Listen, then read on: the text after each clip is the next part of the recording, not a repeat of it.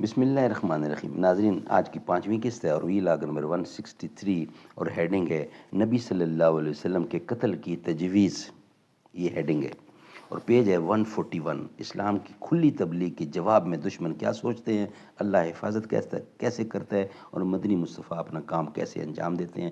مین یہ تین کام ہیں جو ہم آپ کے سامنے رکھ رہے ہیں۔ ناظرین، پیج ہے 141، ویلاگ نمبر 163 اور آج کی پانچویں اور آخری قسط ہے اور اس کتاب کا نام ہے الرحیق المختوم، سیرت النبی صلی اللہ علیہ وسلم پر دنیا بھر میں اول انعام یافتہ کتاب ہے الرحیق المختوم، اور رائٹر اس کتاب کے مولانا صفی الرحمان مبارک پوری۔ نحمده ونصلي على رسوله الكريم، بسم اللہ الرحمن الرحیم۔ اے خاک نشینو اٹھ بیٹھو، وہ وقت قریب آ پہنچا ہے جب تخت گرائے جائیں گے، جب تاج اچھالے جائیں گے، اب ٹوٹ گریں گی زنجیریں، اب زندانوں کی خیر نہیں، جو دریا جھوم کے اٹھے ہیں تنکوں سے نہ ٹالے جائیں گے۔ ویلاگ نمبر 163 اور آج کی پانچویں قسط ہے نبی صلی اللہ علیہ وسلم کے قتل کی تجویز، یہ ہیڈنگ چل رہا ہے 141 پیج۔ ان دونوں گفتگوؤں کی ناکامی کے بعد قریش کا جذبہ جور و ستم اور بھی بڑھ گیا اور ایذا رسانی کا سلسلہ پہلے سے فزوں تر اور سخت تر ہو گیا۔ ان ہی دنوں قریش کے سرکشوں کے دماغ میں نبی صلی اللہ علیہ وسلم کے خاتمے کی ایک تجویز ابھری، لیکن یہی تجویز اور یہی سختیاں مکہ کے جان بازوں میں سے دو نادرہ روزگار سرفروشوں یعنی حضرت حمزہ بن عبد المطلب رضی اللہ عنہ اور حضرت عمر بن خطاب رضی اللہ عنہ کے اسلام لانے اور ان کے ذریعے اسلام کی تقویت پہنچانے کا سبب بن گئیں۔ جور و جفا کے سلسلہ دراز کے ایک دو نمونے یہ ہیں کہ ایک روز ابو لہب کا بیٹا عتبہ رسول اللہ کے پاس آیا اور بولا، میں والنجم اذا ہوا اور ثم دنا فتدلی کے ساتھ کفر کرتا ہوں۔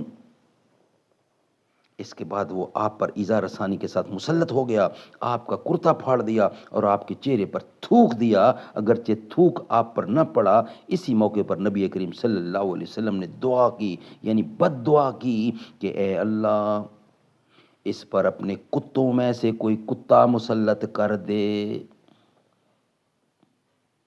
نبی کریم صلی اللہ علیہ وسلم کی یہ بد دعا قبول ہوئی۔ چنانچہ عتبہ ایک بار قریش کے کچھ لوگوں کی ہمراہ سفر میں گیا۔ جب انہوں نے ملک شام کے مقام زرقہ میں پڑاؤ ڈالا تو رات کے وقت شیر نے ان کا چکر لگایا۔ عتبہ نے دیکھتے ہی کہا، ہائے میری تباہی، یہ خدا کی قسم مجھے کھا جائے گا جیسا کہ محمد نے مجھ پر بد دعا کی ہے۔ دیکھو میں شام میں ہوں لیکن اس نے مکہ میں رہتے ہوئے مجھے مار ڈالا۔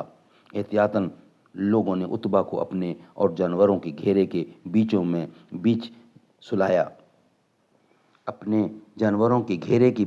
سلایا، لیکن رات کو شیر سب کو پھلانگتا ہوا سیدھا عتبہ کے پاس پہنچا اور سر پکڑ کر ذبح کر ڈالا۔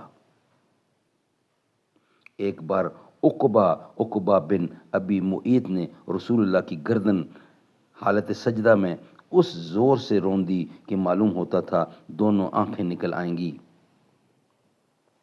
ابن اسحاق کی اس طویل روایت سے بھی قریش کے سرکشوں کے اس ارادے پر روشنی پڑتی ہے کہ وہ نبی کریم صلی اللہ علیہ وسلم کے خاتمے کے چکر میں تھے۔ چنانچہ اس روایت میں بیان کیا گیا ہے کہ ایک بار ابو جہل نے کہا، برادران قریش، آپ دیکھتے ہیں کہ محمد ہمارے دین کی عیب چینی، ہمارے ابا و اجداد کی بدگوئی، ہمارے عقلوں کی تخفیف اور ہمارے معبودوں کی تذلیل سے باز نہیں آتا۔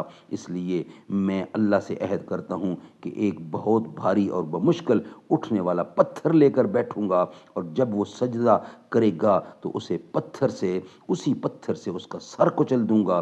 اب اس کے بعد چاہے تم لوگ مجھ کو بے یار و مددگار چھوڑ دو، چاہے میری حفاظت کرو، اور بنو عبد مناف بھی اس کے بعد جو جی چاہے کرے۔ لوگوں نے کہا، نہیں واللہ ہم تمہیں کبھی کسی معاملے میں بے یار و مددگار نہیں چھوڑ سکتے، تم جو کرنا چاہتے ہو کر گزرو۔ ناظرین، اس کے بعد کا حصہ کیا تیر مارا ابو جہل نے، وہ ہم نیکسٹ ویلاگ میں رکھیں گے. تو اللہ حفاظت کرنے والا ہے، حضور اپنے مقام سے ہٹ نہیں رہے ہیں اور کافر بھی لگے ہوئے ہیں. یہ واقعہ چل رہا ہے، انشاءاللہ نیکسٹ ویلاگ کی صورت میں ہم کمپلیٹ کریں گے. لیکن آج اس کی پانچویں قسط تھی کہ نبی صلی اللہ علیہ وسلم کے قتل کی تجویز، وہ شہ سرخی چل رہی ہے.